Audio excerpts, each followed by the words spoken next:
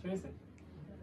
হ্যাঁ, সুপ্রিয় শিক্ষার্থী বন্ধুরা, আজকে আমরা দেখবো, তোমাদের গতকালকে কথা দিয়েছিলাম আমরা যে পরবর্তী ক্লাসে আমি সন্ধির আরেকটি বিষয় নিয়ে আলোচনা করবো। আজকে আমরা আলোচনা করবো সন্ধির আরেকটি বিষয়, ব্যঞ্জন সন্ধি। আজকে আমাদের আলোচ্য বিষয়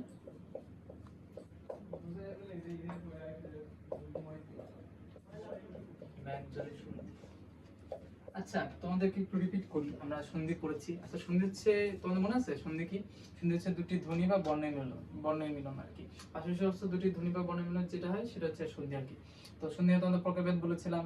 হ্যাঁ, তারপর সন্ধি কি কি সন্ধি হতে পারে সেগুলো বলেছিলাম। গতকালকে আমরা হচ্ছে বিশাল সন্ধি আলোচনা করেছিলাম। তো আজকে আমরা দেখব ব্যঞ্জন সন্ধি। ভাইয়া, ব্যঞ্জন সন্ধি অনেক রুলস আছে, অনেক নিয়ম আছে, কিন্তু খুব সংক্ষেপে, একদম যতটুকু সংক্ষেপে আমাদের শেখা যায় আর কি। ধরো অনেক রুলস আছে, সত্যি কথা বলতে অনেক রুলস আছে, কিন্তু আমাদের এত সময় নেই, আমরা খুব অল্পতে শেখার চেষ্টা করবো, মানে শর্টকাটে যেটা হয়। হ্যাঁ, তো আজকে আমরা দেখবো ব্যঞ্জন সন্ধি। আচ্ছা, তোমরা ওই যে বর্গ পড়ছো, ওই যে ক চ ট ত প, এটা পড়ছো? ক বর্গ, চ বর্গ, ট বর্গ, ত বর্গ, প বর্গ, হ্যাঁ, পাঁচটি বর্গ আর কি। দেখো এই যে ক চ ট ত প, এখানের মধ্যে দেখো আমি লিখে দিই।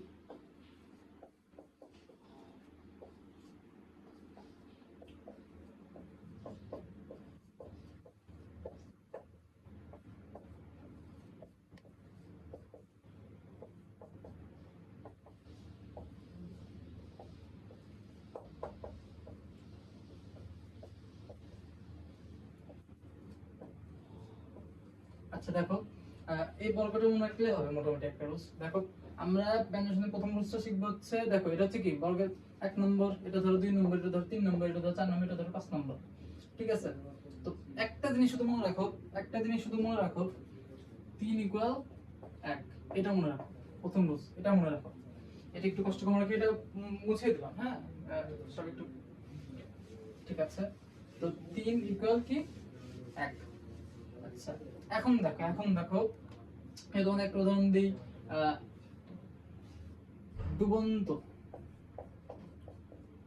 ডুবন্ত আচ্ছা, ডুবন্ত দেখো, এই তোমাদের ক চ ট ত প, প বর্গ মনে আছে?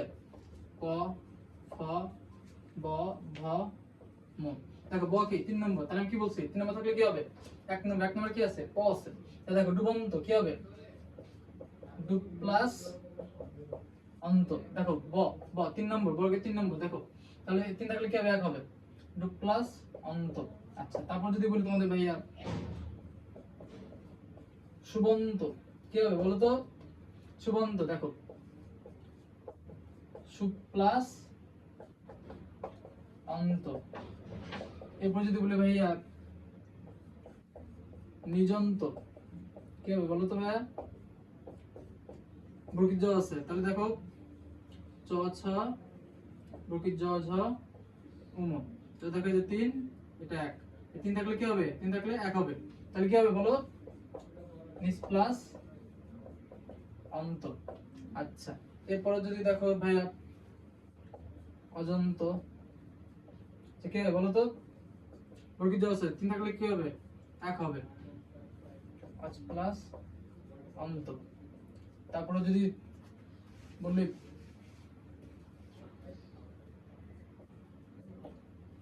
বাগদান,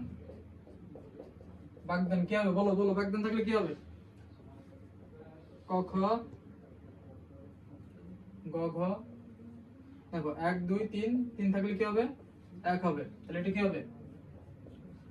বাগ প্লাস দান। এমনি ভাবে একটা উদাহরণ দেখাই দিই।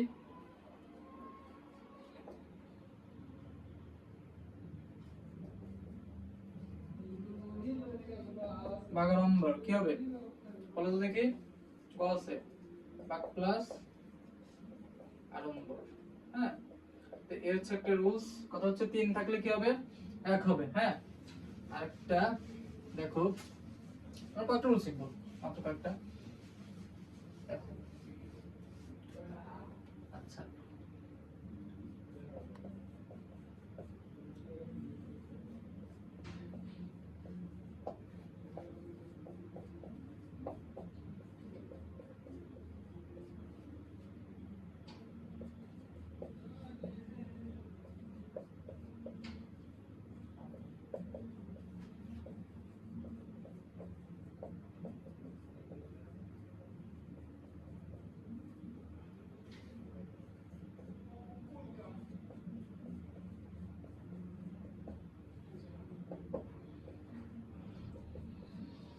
দেখো শব্দের মধ্যে যদি ডাবল ব্যঞ্জন থাকে প্রথম দুটিকে খণ্ডত্ব বসবে, কিন্তু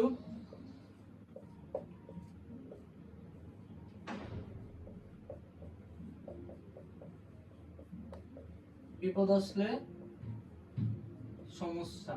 আচ্ছা, শব্দের মধ্যে যদি ডাবল ব্যঞ্জন থাকে তাহলে প্রথম দুটিকে কি বসবে? খণ্ডত্ব বসবে, কিন্তু বিপদ আসলে সমস্যা। যদি ধরো ভাইয়া ডাবল ব্যঞ্জন, আমি তো সবাই ব্যঞ্জন ধ্বনি জানি না, ব্যঞ্জন বর্ণ জানি না। উল্লাস, আচ্ছা, তারপরে ধরো হচ্ছে কল্লোল, আচ্ছা, তারপরে ধরো উজ্জ্বল, হ্যাঁ, তারপরে ধরো উল্লেখ, হ্যাঁ। আচ্ছা দেখো, তাহলে উল্লাস এখানে কি ডাবল ব্যঞ্জন আছে কিনা নাই? ডাবল ব্যঞ্জন আছে কিনা নাই?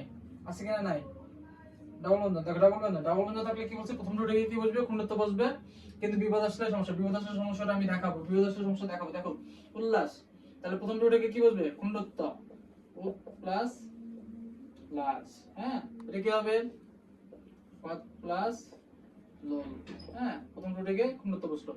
উজ্জ্বল, তাহলে দেখো উদ প্লাস জল, আচ্ছা দেখো উল্লেখ কি হবে?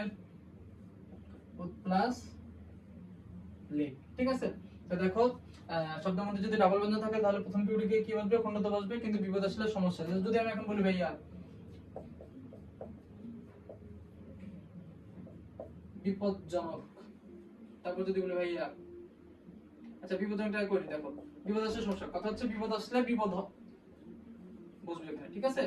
বিপদ প্লাস জনক, হ্যাঁ। এবার যদি বলছি ভাইয়া বিপদ ছায়া, হ্যাঁ,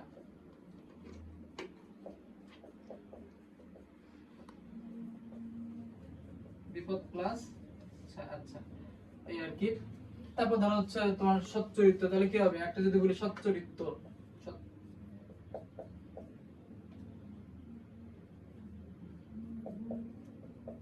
কি হবে বলো তো?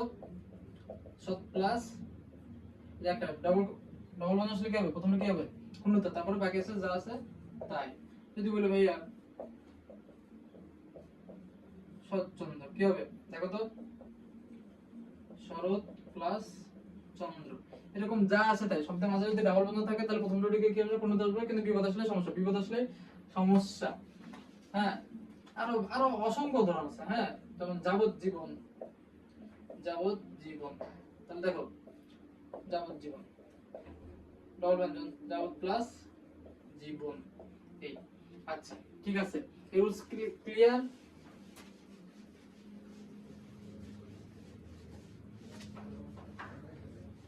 আচ্ছা দেখো, অনেক সময় আমরা হচ্ছে শব্দের মধ্যে যে চয় ছ, এই চয় ছ দেখতে পাই, হ্যাঁ। এই চয় ছ সন্ধিতে যদি চয় ছ থাকে তাহলে প্রথম চ উঠে যাবে,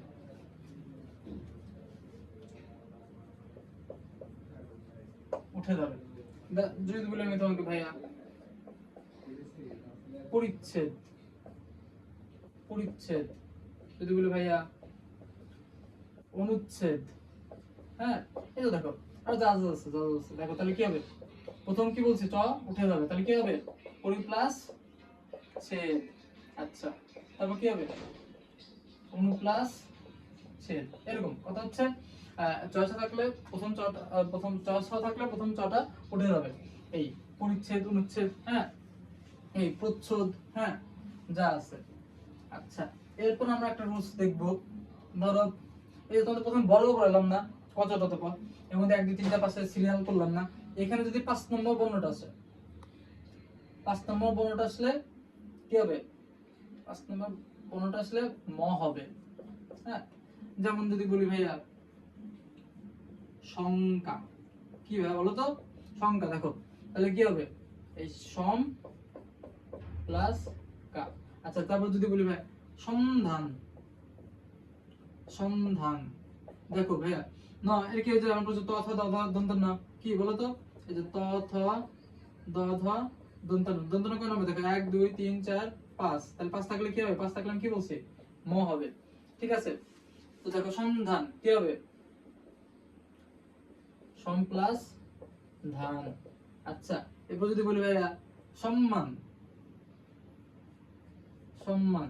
আচ্ছা সম্মান, সম্মান দেখো এই যে কোন বর্গ আছে, প বর্গ, দেখো প ফ ব ভ ম, তাহলে 1 2 3 4 5, 5 থাকলে কি হবে, 5 ম হবে, ঠিক আছে। এই তো দেখো তাহলে সম্মান কি হবে, সম প্লাস মান। আচ্ছা ঠিক আছে, এখানে আরেকটা জিনিস আছে 5, আরেকটা হচ্ছে ধরো এই যে 1900, 1900 থাকলে হচ্ছে কি হবে, ম হবে। যেমন কি উদাহরণ দিই, দেখো তো এই সাইডে দেখো, ধরো সংবাদ, হ্যাঁ, সংযোগ। আচ্ছা তারপর যদি বলি আমি কি সংযত, হ্যাঁ, তারপর যদি বলি সংশোধন, হ্যাঁ, তারপর যদি বলি সংরক্ষিত, হ্যাঁ, এরকম। এরপরে অহংকার, হ্যাঁ, এই অহংকার কি হবে বলো তো, অনুসারে থাকলে কি বলছি, ম হবে, অহং প্লাস কার। সংবাদ কি হবে, অনুসারে থাকলে কি হবে, ম হবে, সম প্লাস। আচ্ছা তারপর দেখো সংযোগ, হ্যাঁ,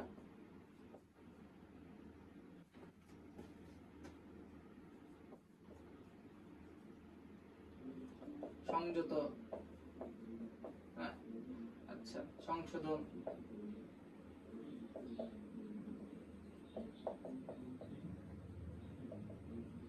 সংরক্ষিত।